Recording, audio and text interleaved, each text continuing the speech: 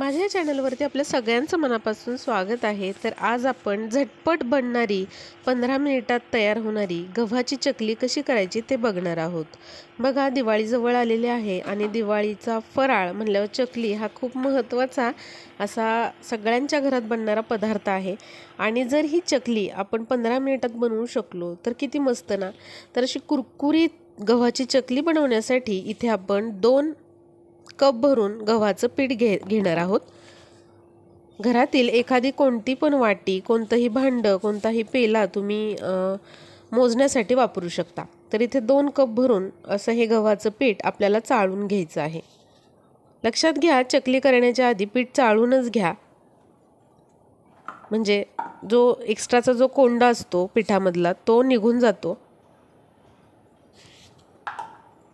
तर अशा पद्धतीने आपल्याला हे पीठ चाळून घ्यायचं आहे।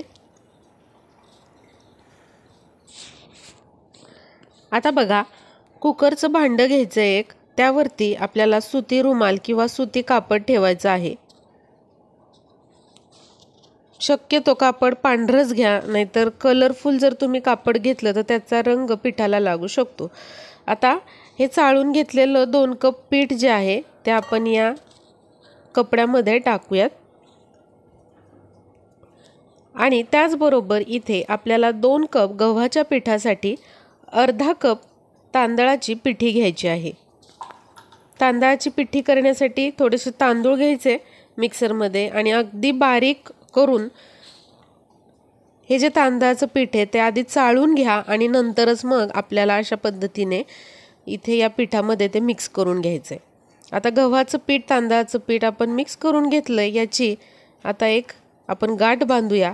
लक्षात घ्या, ही पुरचुंडी बांधत असताना जास्त टाईट बांधू नका, सैलसरच बांधायचे आहे। आता इडलीचं जे स्टीमर असतं तर त्यामध्ये 2 ग्लास पाणी उकळून घ्यायचं आणि एखादी डिश किंवा अशा पद्धतीने एखादी ढोकळ्याची प्लेट तुम्ही ठेवू शकता। लक्षात घ्या, खूप जास्त पाणी ओतू नका, नाहीतर या पिठामध्ये ते पाणी येतं।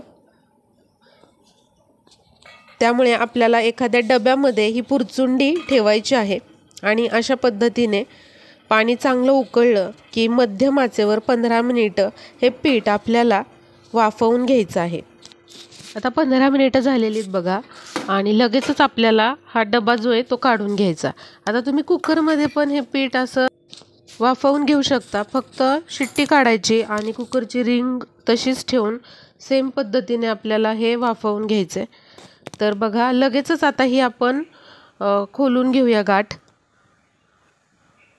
अगदी थंड होऊ देऊ नका, गरम गरम असतानाच आपल्याला याच्यातून हे पीठ काढून घ्यायचे। तर बघा, चांगलं वाफलेलं आहे हे पीठ। आता आपण एका दुसऱ्या ताटामध्ये हे जे पीठ आहे ते चाळून घेऊया। असा गठ्ठा होऊ शकतो, तर काय करायचं, जो बत्ता असतो त्याने आपल्याला हे जे पीठ आहे ते फोडून घ्यायचं, म्हणजे चांगलं चाळलं जातं। चांगलं आपलं हे पीठ जे आहे ते वाफवलेलं आहे।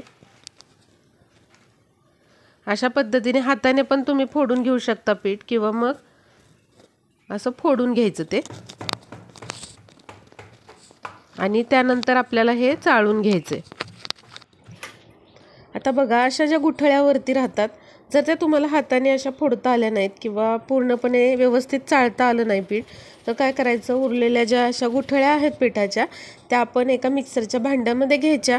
पुन्हा हे पीठ फिरवायचं मिक्सरमध्ये, म्हणजे छान असं बारीक होतं, आणि पुन्हा ते व्यवस्थित चाळून घ्यायचं। अगदी झटपट होणारी ही चकली आहे, त्यामुळे काहीच आपल्याला याच्यात जास्त साहित्य पण लागत नाही आणि जास्त पूर्वतयारी काहीच लागत नाही। तुम्ही झटकीपट 15 ते 20 मिनिटात ही चकली बनवू शकता।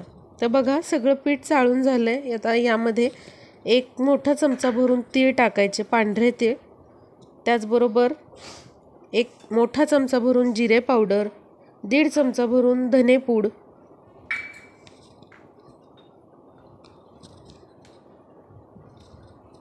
त्याचबरोबर 1.5 चमचा भरून लाल मिरची पावडर, आता हे जे प्रमाण आहे साहित्यांचं तुम्ही कमी अधिक करू शकता तुमच्या आवडीनुसार. हळद टाकूया. हळद किंचितच टाका, जास्त हळद टाकली तर चकली काळी पडते. आणि थोडासा ओवा घ्यायचा आपल्याला आणि असा हातावरती तो थोडा क्रश करायचा आणि मग टाकायचा, म्हणजे छान स्वाद उतरतो त्याचा चकलीमध्ये. आता या पिठांमध्ये हे सगळं साहित्य चांगलं मिक्स करूया. आणि आपल्याला मीठ देखील टाकून घ्यायचं आहे याच्यामध्ये चवीनुसार. थोडंसं पीठ चाखून बघा आणि त्यानुसार मीठ कसं आहे ते तुम्ही ठरवू शकता. तर सगळं आता ह्या पिठामध्ये आधी एकजीव करून घेऊया.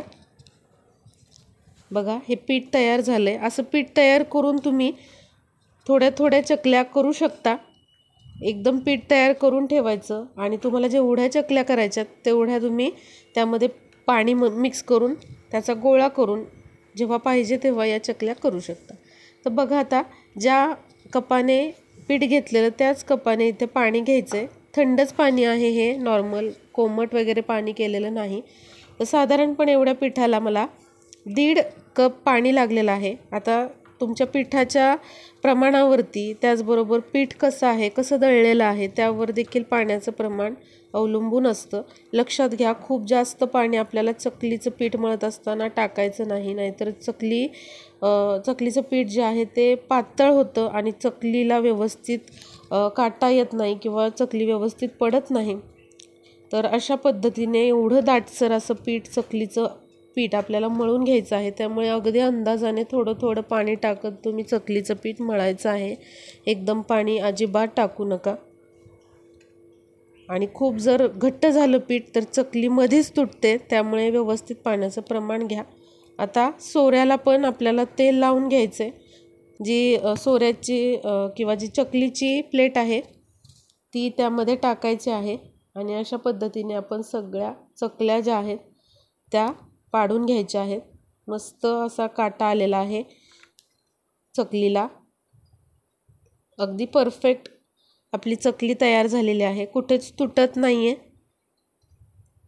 जेव्हा पीठ तुमचं परफेक्ट असतं तेव्हा तेलामध्ये टाकल्यानंतर देखील चकली विरघळत नाही अजिबात, ती छान तळली जाते. त्यामुळे पीठ मळताना नेहमी लक्षात घ्यायचं, आपल्याला खूप काळजीपूर्वक त्यामध्ये पाणी टाकायचं आहे. तर चकल्या आपल्या अशा बनवून घेतल्यात. आता चकली करत असताना तेल चांगलं कडकडीत तापवून घ्यायचं आणि तेल तापलं की आपल्याला मंद करायचा आहे गॅस. एक पिठाचा छोटासा गोळा टाकून बघायचा. हा जर गोळा तेलामध्ये असा वर तरंगून येत असेल तर समजायचं तेल चांगलं व्यवस्थित तापलेलं आहे. कोमट तेलामध्ये चकली तळू नका, नाहीतर ती मऊ पडते. त्यामुळे कडकडीत छान तेल तापवून घ्या.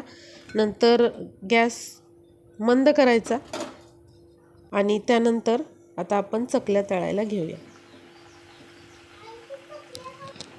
तर अशा पद्धतीने इथे मी 2-2 चकल्या तळून घेत आहे तेलामध्ये. गॅस मंदच आहे. आता बघा हे वरचे बुडबुडे कमी झाले की मग आपण चकली पलटून घ्यायची आहे. चकली लगेचच पलटण्याची घाई करू नका, नाहीतर ती तुटू शकते. आता बुडबुडे बघा कमी झालेत बऱ्यापैकी. आता ही जी चकली आहे ती आपण पलटून घेऊया आणि दोन्ही बाजूने आपल्याला मंद आचेवरच चकल्या छान अशा खरपूस तळून घ्यायच्या आहेत. चकली तळत असताना कधीच ती मोठ्या आचेवरती तळायची नाही. मोठ्या आचेवर जर तुम्ही तळली तर चकली आतून कच्ची राहते आणि थोड्या वेळाने नरम पडते, ती बिलकुल कुरकुरीत राहत नाही. अशा पद्धतीने बघा अगदी मंद गॅसवरती या चकल्या मी तळून घेतलेल्या आहेत आणि बुडबुडे बऱ्यापैकी आता कमीच झालेले आहेत. त्यामुळे आपली जी चकली आहे ती छान तळली गेलेली आहे.